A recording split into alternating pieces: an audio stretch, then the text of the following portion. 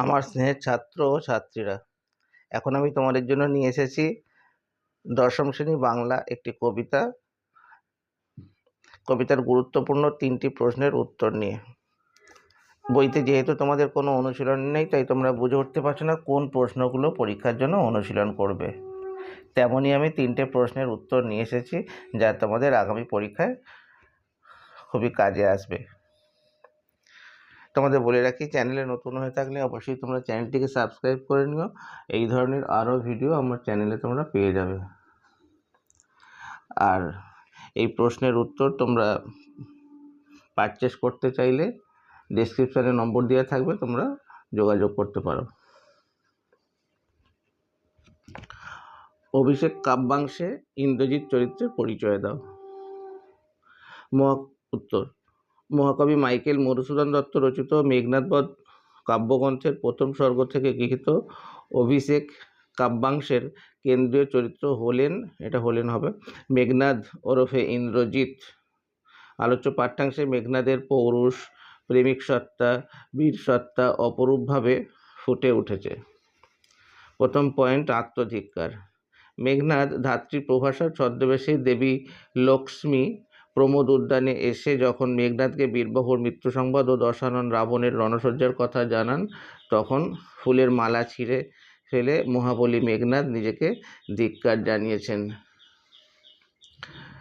যখন স্বর্ণলঙ্কা শত্রুর ঘিরাটোপে, তখন বামাদল মাঝে বিহারে লজ্জিত মেঘনাদ বীর সাজে সজ্জিত হয়ে ওঠেন, আর তিনি বলেন, আনুরথ তরা করি, ঘুচাবো এই অপবাদ বোধি রিপুকুলে।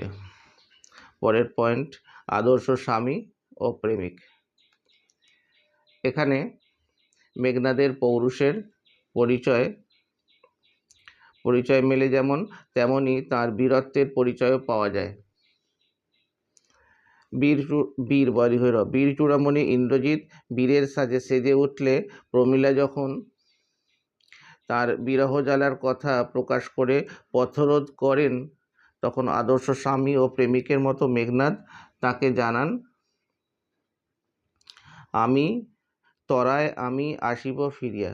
প্রথমে তরায় আমি আসিব ফিরিয়া, কল্যাণী, এটা সমরে হবে, দন্তে সমরয়িকা, সমরে নাসি তোমার কল্যাণে রাঘবে। পরের পয়েন্ট: পরাক্রম। মেঘনাদ ভীরু বা কাপুরুষ নন, তাই পিতার কাছে উপনীত হয়ে বীর দর্পে জানান যে রাঘবকে ঘোর সরানলে ভস্মীভূত করে বায়ু অস্ত্রে উড়িয়ে বা বেঁধে এনে পিতার চরণতলে সমর্পণ করবেন তিনি। রাক্ষসকুল ভরসা মেঘনাদ নিজে জীবিত থাকতে পিতাকে যুদ্ধক্ষেত্রে পাঠাতে চান না। আত্মসম্মানজ্ঞানী মেঘনাদ মনে করেন, তিনি থাকতে যদি দশানন অর্থাৎ রাবণ যুদ্ধযাত্রা করেন, তো জগতে কলঙ্ক প্রচারিত হবে এবং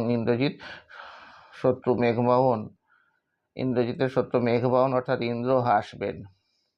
এইভাবে আমাদের পাঠ্যাংশের সংক্ষিপ্ত পরিসরে মেঘনাদের বীরত্ব, পত্নীপ্রেম, পিতৃভক্তি এবং জন্মভূমির প্রতি দায়বদ্ধতা প্রকাশিত হয়েছে। পরের প্রশ্নে যাওয়ার আগে বলি, চ্যানেলে নতুন হয়ে থাকলে অবশ্যই চ্যানেলটিকে সাবস্ক্রাইব করে নিও। এই ধরনের আরও অনেক ভিডিও আমার চ্যানেলে পেয়ে যাবে। আর আরও একটা বলি, দূরের ছাত্রছাত্রীদের জন্য অনলাইনে ক্লাস চালু আছে।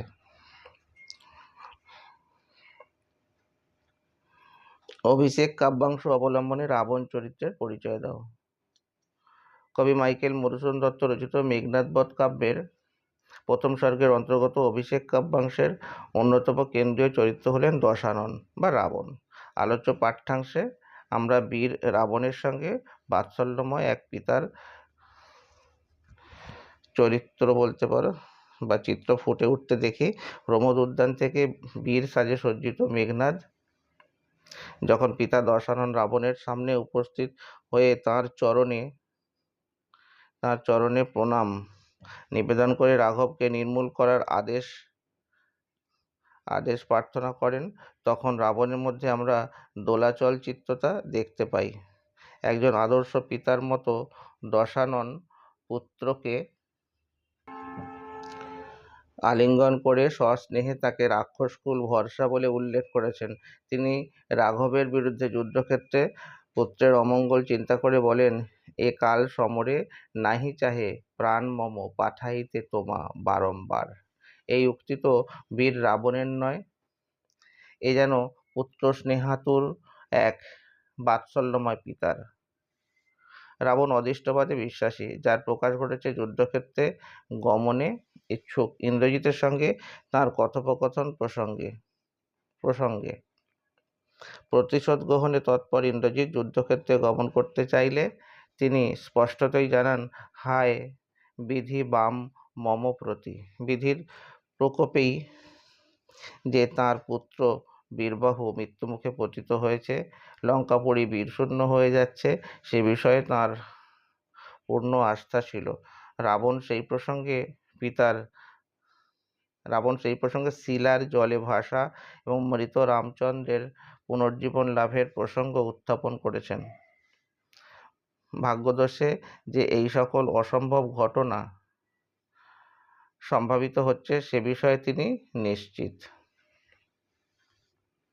তাই পুত্র ইন্দ্রজিৎকে যুদ্ধে পাঠাতে তিনি শঙ্কিত।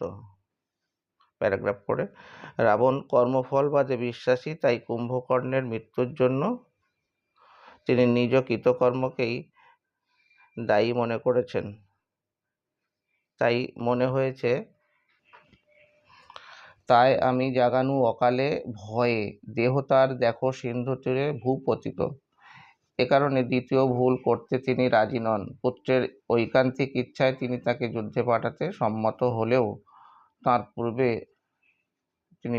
রাবণ বলেছেন, বৎসে আগে পুজো ইষ্ট দেবে, নিকুম্ভিলা যজ্ঞ সাঙ্গ করো বীরমণি, অর্থাৎ দেবানুগ্রহ প্রার্থনা করার উপদেশ পুত্রকে প্রদান করেন। সেই সঙ্গে চরম কঠিন পরিস্থিতিতেও তিনি ইন্দ্রজিতের সৈন্যপত্যে অভিষেক বিধিবিধান অনুসারে সম্পন্ন করেন।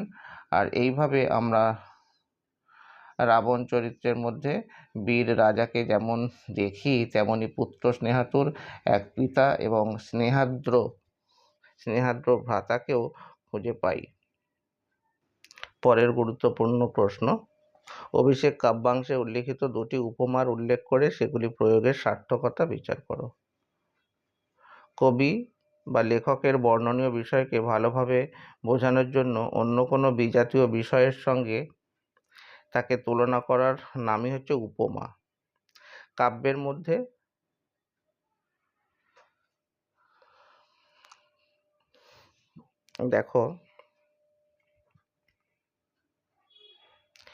মধ্যে ভাবের পরিস্ফুটন ও কাব্য সুষমা বৃদ্ধি করার জন্য কবি বিভিন্ন উপমার ব্যবহার করেন। মাইকেল মধুসূদন দত্তের অভিষেক কবিতায় বিভিন্ন উপমার ব্যবহার করা হয়েছে। এর মধ্যে দুটি গুরুত্বপূর্ণ উপমা হলো, প্রথম উপমা, পদতলে পড়ি শোভিল কুণ্ডল, যথা অশোকের তলে অশোকের ফুল আভাময়।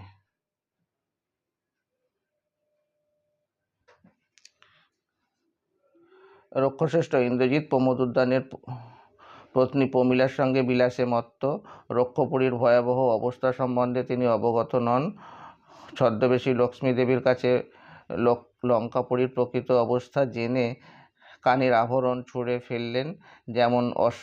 যেমনভাবে অশোকের ফুল বৃক্ষতলে পড়ে থাকে, ফুল যতক্ষণ গাছে থাকে ততক্ষণই তার সার্থকতা, তেমনি আভরণ দেহ থেকে ছুঁড়ে ফেললে তার ঔজ্জ্বল্য ফিকে হয়ে যায়।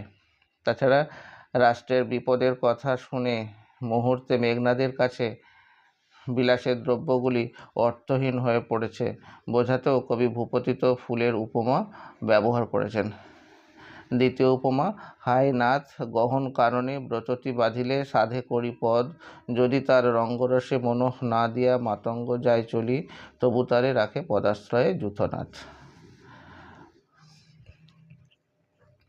প্রমীলা স্বামীর কাছে তাকে সঙ্গে করে নিয়ে যাওয়ার আদেশ বা আবেদন জানিয়েছেন। স্বামীকে তিনি যুক্তি দেখিয়েছেন, গভীর বনে হাতির পায়ে লতা জড়িয়ে গেলে হাতি তার রঙ্গরসে মন না দিলেও তাকে সঙ্গে করে নিয়ে যায়, তেমনি প্রমীলাকেও যাতে সঙ্গে করে নিয়ে যান, ইন্দ্রজিৎকে সেই অনুরোধ করেছেন তিনি। এখানে প্রমীলা চরিত্রের অন্ধ পতিপ্রেমের স্বরূপ বোঝাতে এই উপমার ব্যবহার করেছেন কবি। ভিডিওটা শেষ পর্যন্ত দেখার জন্য অসংখ্য ধন্যবাদ। ভালো লাগলে অবশ্যই বন্ধুদের মাঝে শেয়ার করে দিও, কমেন্ট করে জানাতে ভুলবে না।